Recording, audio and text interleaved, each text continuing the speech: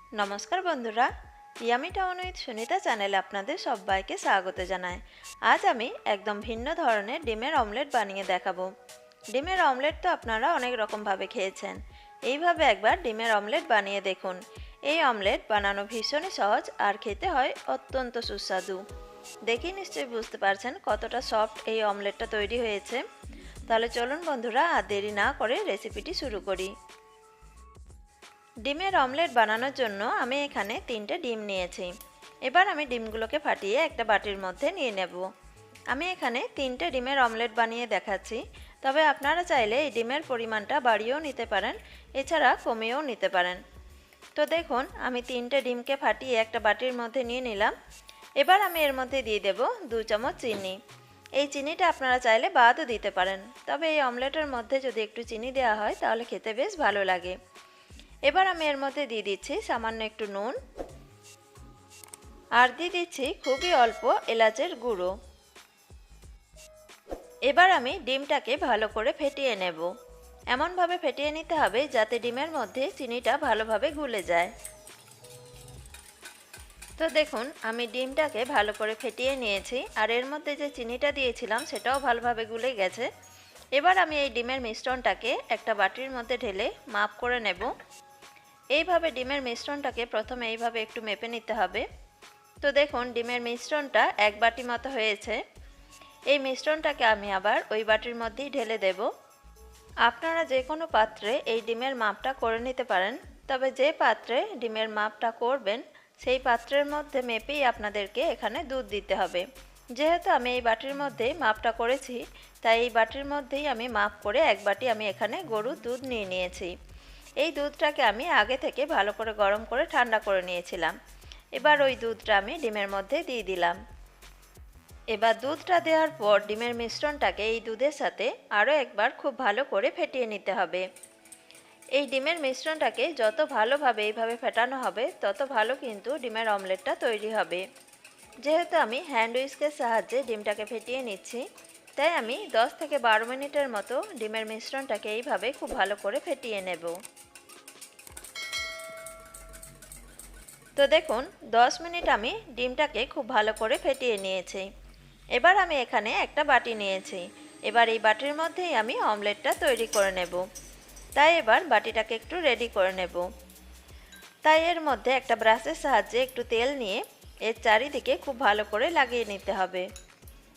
আপনারা এই ডিমের অমলেটটাকে যে কোনো বাটি বা টিফিন কৌটোর মধ্যেও বানিয়ে নিতে পারেন।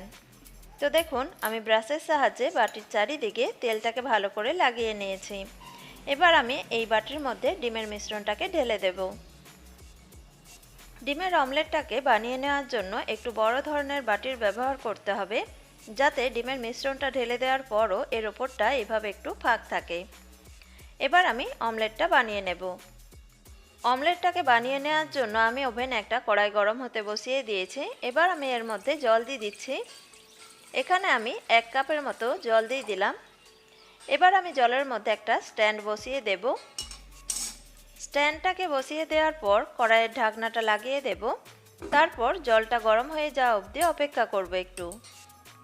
যখন জলটা এরকম ফুটে উঠতে শুরু করবে, তখন ডিমের বাটিটাকে এই স্ট্যান্ডের উপরে বসিয়ে দেব। বন্ধুরা, যদি আমার রেসিপি আপনাদের ভালো লেগে থাকে তাহলে প্লিজ ভিডিওটিতে একটা লাইক দিয়ে চ্যানেলটিকে সাবস্ক্রাইব করতে ভুলবেন না। তো দেখুন বন্ধুরা, আমি বাটিটাকে স্ট্যান্ডের ওপরে বসিয়ে দিলাম। এবার আমি কড়াইয়ের ঢাকনাটা লাগিয়ে দেব।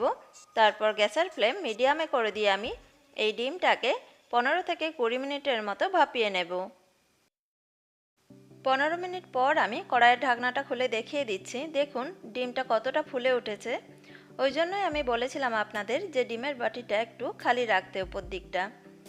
তো দেখুন, ডিমের ভেতরটা এখন একটু কাঁচা রয়েছে, তাই আমি কড়াইয়ের ঢাকনাটা আবার লাগিয়ে দিয়ে আমি আরও 5 মিনিটের মতো ডিমটাকে ভাপিয়ে নেব। আরও 5 মিনিট আমি ডিমটাকে ভাপিয়ে নিয়েছি। এবার আমি কড়াইয়ের ঢাকনাটা খুলে একটা টুথপিকের সাহায্যে আমি ডিমটাকে চেক করে নেব ভালোভাবে ভাপানো হয়েছে কিনা। তো দেখুন, কাঠিটা একদম ভালোভাবে বেরিয়ে চলে এলো। ডিমটা খুব ভালোভাবে ভাপানো হয়ে গেছে। এবার আমি গ্যাসের ফ্লেম অফ করে দিয়ে বাটিটাকে নামিয়ে নেব। দেখুন, ডিমের মধ্যে কিন্তু কোনো রকম কাঁচা ভাব নেই, ডিমটা সুন্দরভাবে ভাপানো হয়ে গেছে। এবার কড়াইয়ের থেকে ডিমের বাটিটাকে নামিয়ে নেওয়ার পর আমি বাটিটাকে ভালো করে একটু ঠান্ডা করে নেব। বাটিটা যখন একটু ঠান্ডা হয়ে যাবে তখন একটা স্প্যাচুলার সাহায্যে ডিমের চারিদিকটাকে একটু ছাড়িয়ে নেব এইভাবে।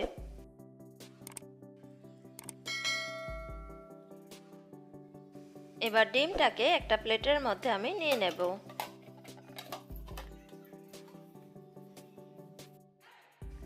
তো দেখুন ডিমের অমলেট একদম তৈরি। যেহেতু আমি ডিমের মধ্যে এলাচের গুঁড়ো দিয়েছিলাম তাই ডিমের ওপরে দেখুন এলাচের গুঁড়োটা এইভাবে একটু বসে গেছে। এবার যাতে এটা আরও দেখতে ভালো লাগে তাই আমি এর ওপরে কিছু টুটি ফ্রুটি এইভাবে ছড়িয়ে দেব। টুটি ফ্রুটিগুলোকে আমি ডিমের অমলেটের ওপরে ছড়িয়ে দিয়েছি। দেখি নিশ্চয়ই বুঝতে পারছেন কত সুন্দর লাগছে দেখতে অমলেটটা। আর এই অমলেটটা খুবই সফট তৈরি হয়েছে। দেখুন আমি আপনাদের হাত দিয়ে দেখিয়ে দিচ্ছি, একদম নরম তুলতুলে তৈরি হয়েছে। দেখুন একদম সফট তৈরি হয়েছে। এবার আমি আপনাদের এই অমলেটটাকে কেটে দেখিয়ে দিচ্ছি। দেখুন অমলেটের ভেতরটাও দেখুন খুব সুন্দরভাবে ভাপানো হয়ে গেছে আর খেতে কিন্তু ভীষণই সুস্বাদু হয়েছে। আপনারা তো ডিমের অমলেট অনেকভাবে বানিয়ে খেয়েছেন, এইভাবে একবার ডিমের অমলেট বানিয়ে খেয়ে দেখবেন, খেতে কিন্তু ভীষণই ভালো লাগে আর বানাতেও খুব বেশি ঝামেলা হয় না। খুব সহজেই এই অমলেটটা বাড়িতে তৈরি করে নেওয়া যায়। তো বন্ধুরা, আমার আজকের এই ডিমের অমলেটের রেসিপিটি আপনাদের কেমন লাগলো কমেন্টে জানাতে ভুলবেন না। আর যদি আমার রেসিপি আপনাদের ভালো লেগে থাকে তাহলে প্লিজ ভিডিওটিতে একটা লাইক দিয়ে চ্যানেলটিকে সাবস্ক্রাইব করে আমার পাশে থাকার অনুরোধ রইল। আর যদি সাবস্ক্রাইব করে থাকেন পাশে থাকা বেল আইকনটি অবশ্যই প্রেস করে দেবেন, তাহলে যখনই আমি এরকম নতুন কোনো রেসিপি আপনাদের সাথে শেয়ার করব সবার প্রথমে আপনাদের কাছে নোটিফিকেশন পৌঁছে যাবে। আবার নতুন কোনো রেসিপি নিয়ে আপনাদের কাছে আবার এসে যাব। সবাই ভালো থাকবেন, সুস্থ থাকবেন। নমস্কার বন্ধুরা।